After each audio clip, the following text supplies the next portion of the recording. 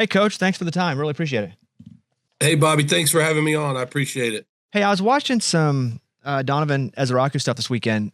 How important is it to you for the future with future recruits that your guys go real high in this draft? Yeah, look, I think that definitely helps. I think it helps that we have four guys at the combine. Watching these guys over the weekend. Donovan, Cam Horsley, and then yesterday Ozzie Trapillo and Drew Kendall. Those guys performed really well at the combine. So, for those guys to be drafted, high first, second, third, fourth round, I think is it's a really good sign for this program that we can get those type of guys to come play here. So I think it would be great to see those guys drafted high. Whenever you took the job at BC, what did you think the ceiling was on year one? I don't know if I looked at it that way. I really wanted, we got hired, I would say a little bit late relative to most hirings. We got hired about a year ago. It was around the second week of February. So what I wanted to do is try to establish the foundation of hard work and toughness and being a good teammate and going to class and all the things that are giving back to the community, all the things that are important at Boston College. And then along the way, obviously want to win some games. We lost games where we committed a lot of mistakes. We got to learn how not to lose before we can learn how to win. But we won some games where we played 60 minutes and we competed well. And so I think we got off to a good start. A little bit when you took that job where you're like, our uniforms are so freaking legit. I love the old uniforms the best probably. Me so too. we're trying to we're going with New Balance here pretty soon in the summertime. So New Balance has done a great job of helping us design to go back to those older, the Flutie uniforms, the ones that they wore back in the day, which I think were pretty cool. Those are the ones we're trying to get back to. I just think of the Hail Mary. That's the uniform I think of when I think of BC is Flutie and the Hail Yes. Mary. Like those uniforms are so legit that I would be wanting to dress them like that all the time. Yeah, no doubt. I agree. I love the maroon and gold. I kind of like the gold pants with the maroon top every once in a while, which we're going to try to do a little bit more of that moving forward. But yeah, I'm with you. I love the uniform.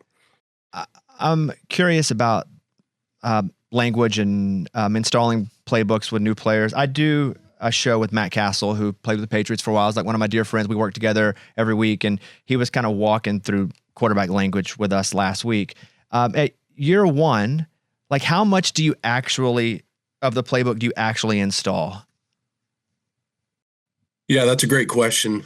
I would say we definitely did not install the whole thing. We try to in spring practice, look at our team. Really, it starts in winter conditioning. Look at our team. What type of team are we going to have? Where are the strengths, right? On offense, the strengths last year were on the offensive line and, the running backs. And we felt like we could run the football. We started out with Tommy Castellanos, was kind of a running quarterback, did a lot of good things relative to using his feet. So that's how we installed the offense. We look at our team instead of just like putting everything in where some of that might be a waste of time because we're not going to really use all that. So that's kind of how we did it here. I think moving forward, we probably get most of it in this spring because we've got a couple different types of quarterbacks and things like that. So, but last year we probably just put it in relative to who we thought we were going to be. I've spent a bunch of time in Boston. I've toured through Boston a bunch of times. I played the Wilbur. And like, I love that. I love Boston. I love Massachusetts because it's an honest state. It's a very honest city. What's tough for me though is how cold it is. Is this your coldest job ever? Yeah, well, you know what? It is today, you're asking it on a good day because today's March 3rd, I think, and it's like 9 degrees. So yeah, it's definitely the coldest job. I mean, I was at Penn State for a couple of years. It got cold there in the middle of Pennsylvania, but not quite like Boston. So yeah, it's definitely, especially this year, it's been record-setting cold temperatures here over the last couple of weeks. I saw season tickets are sold out, which has got to be big. Year two, season tickets already sold out. I think it's big, Bobby. I really do. I appreciate you mentioning that. I do think it's big because, look, it shows that people, they're excited about what maybe they saw at points last year. And and we have a great home schedule next year. We're playing 3 playoff teams, very difficult schedule, but a really good schedule for people to come, watch good college football. So, I'm excited about that. I really think that this is a job. I always say it's a pro sports town. Everybody understands that, but we play on Saturdays, and if we can put a good product on the field, hopefully a lot of people come watch us play. Do your players often ask for comps for other players that you've coached, because you have coached a lot of different players in a lot of different places? And do you comp most players? That's a great question. I do use that at times. I never really try to say. I'm very careful about how I say it, though, right? Like, I'll never say, "Hey, you're exactly like this guy," but I'll talk about some of the things that I learned from some of the great players I've coached, right? Obviously quarterbacks, but also like wide receivers, offensive linemen. Hey, here's some things that I learned from this left tackle that I think you can really help you. Instead of saying, "Hey, you're exactly like this guy," I try to stay away from that, but I definitely use comps when it comes to, "Hey, man, I learned a lot from this guy, and there's things that you can apply to your game that I learned from this tight end or this wide receiver or this offensive lineman, this running back," and I think I try to do it that way. Do you ever use any old players you're still close with for recruiting pitches? You know what? I don't do that as much. I really don't. What I do here is really use the BC guys that played here. The Matt Ryans, the Luke Kuechly's. Those guys do help us in recruiting and doing different things for us. I try not to. I'm very. You just brought up Matt Cassell. Like, I'm a friend of Matt Castle's. He's an awesome guy. I think when you step over the line of friendship, "Hey, man, can you help me with my job?" I try not to do that. You know what I mean? I try not to do that as much. So, but I have a lot of great friends that were great players. So, try to stay away from that friendship wise. A lot of culture with BC football. And when you come in as coach, like how quickly do you have to like envelop the culture? Because you mentioned Matt Ryan, you mentioned Kuechly. Like I don't know if you had a relationship with those guys prior, but they are a big part of BC, and you want them to be a part of it moving forward. Like how quickly do you establish those relationships? That's important. That is very, very important. I think within the first month or two that I was here, I tried to make contact with over 100 guys that played here. Just a phone call, a text. "Hey, man, really want you guys involved in the program. Come back and speak to us." Last year at spring practice, had a lot of former players come by, Matt Hasselbeck and Matt Ryan, and just a ton of guys. Matthias Kiwanuka, we've made contact with. Zay Flowers is a guy that's playing at a high level right now that stays in contact with the program, and there's several others. So, and from different eras too, right? Obviously, we mentioned Flutie and Gerard Fallon. They came into the locker room after a game that we won this past season. So yeah, I think the alumni is a huge part of this program, and we try to do as good a job as we can of reaching out to them and keeping them involved all the time. Do you feel like your history in the NFL, pro football, has helped you now in college because of the portal and NIL, and you've had experience with that?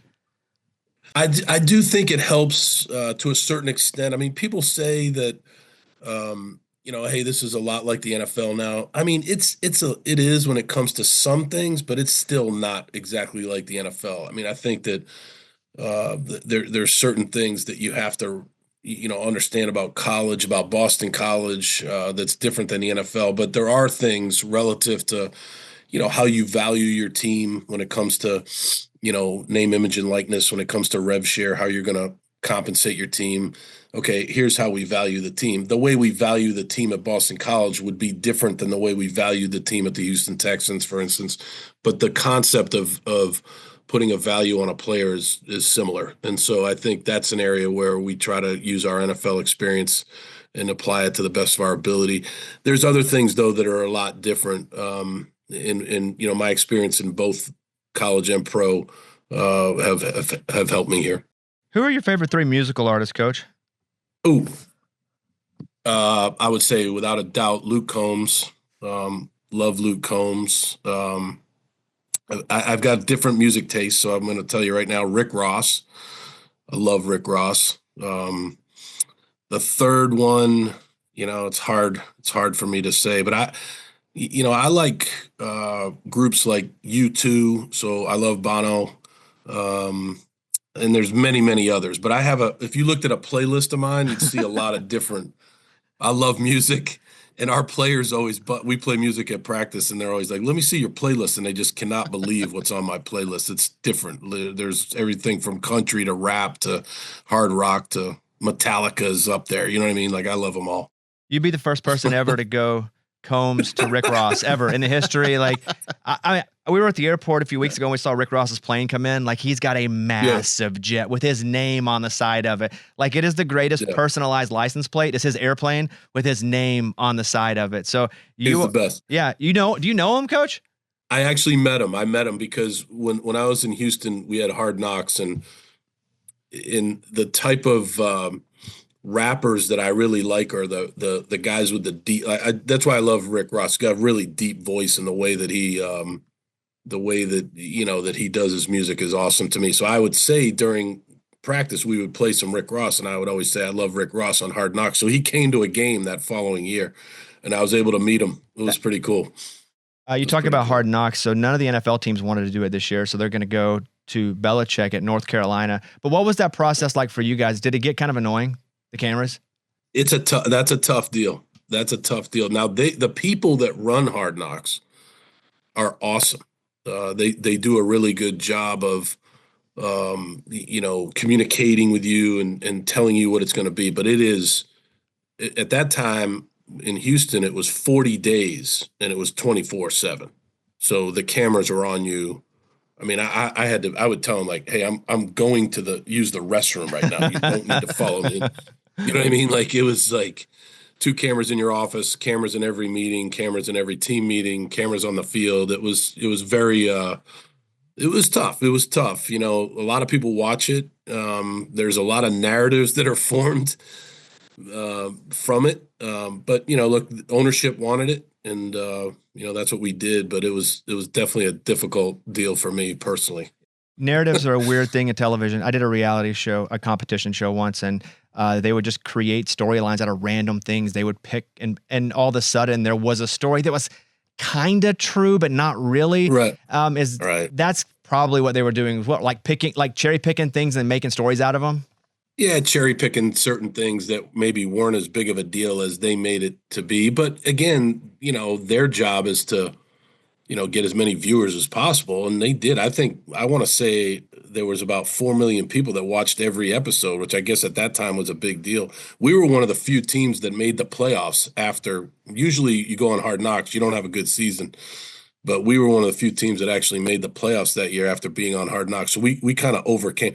I think the other thing it creates on the team, which I didn't like, was it created like, okay, if you're doing a big story on this guy, well, I want something done on me and my family, because we had a lot of great players on that team in Houston. We had everybody we had Hall of Famers. We had J.J. Watt, we had DeAndre Hopkins, we had Vince Wilfork on that team. We had, a lot of Brian Cushing, some great players on that team. And that's kind of what it causes. It's about creating your own brand in a team sport while the game is going on. That's not really conducive to building a team.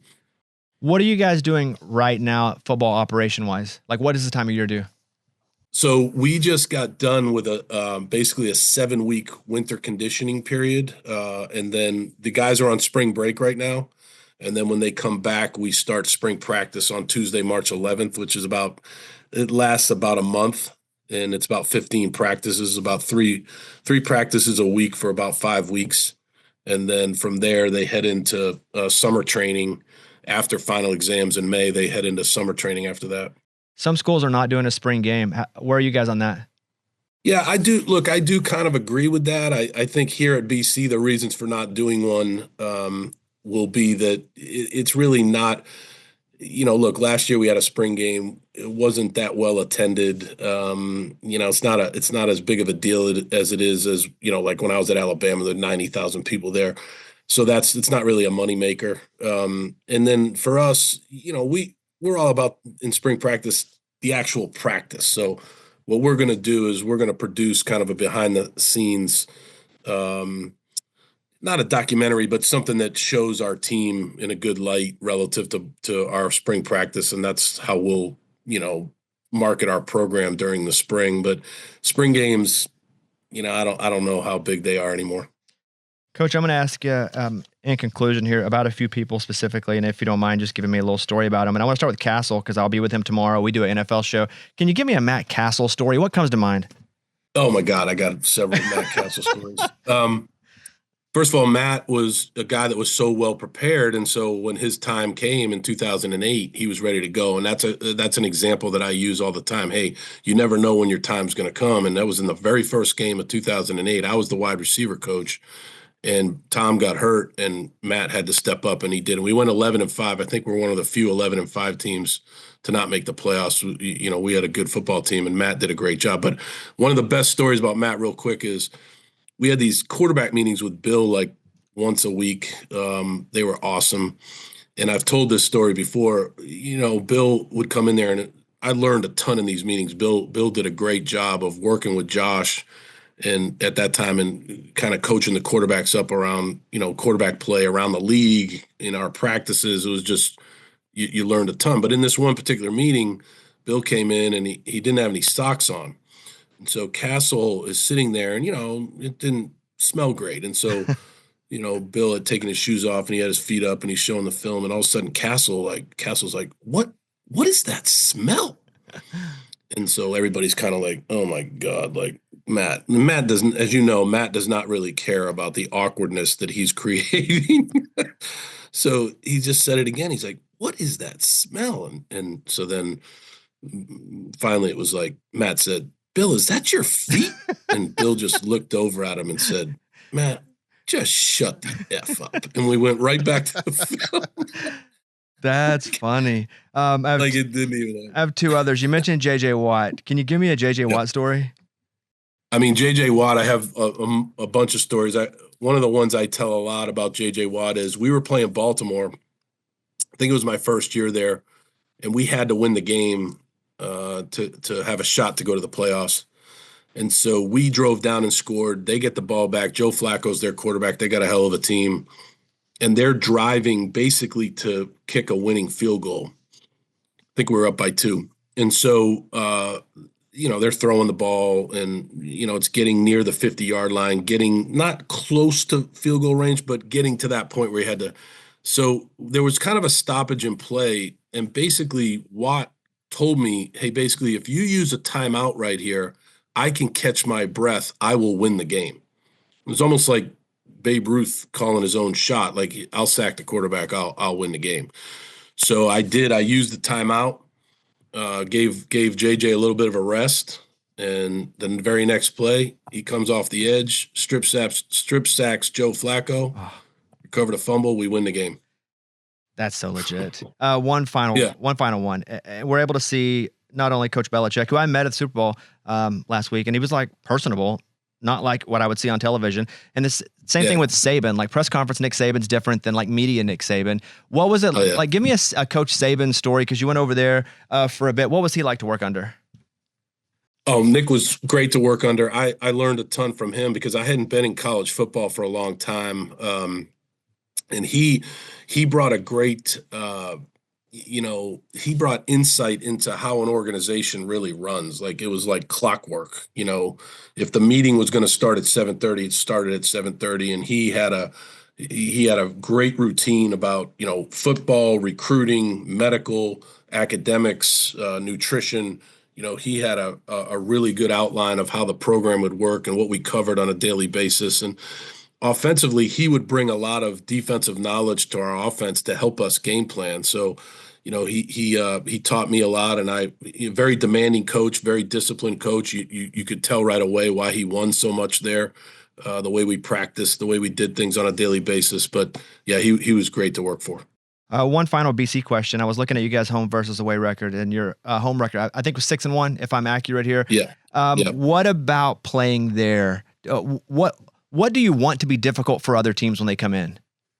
Yeah, I think we have to continue to really get our crowd going. When we have a good crowd here, which we did, Michigan State, Syracuse, it's a smaller stadium, but it can get loud, and I think that's the key. Like if we can give people a good product to cheer for. We have great student body here. They come to every game. We have 9,000 students, and they all come to the game.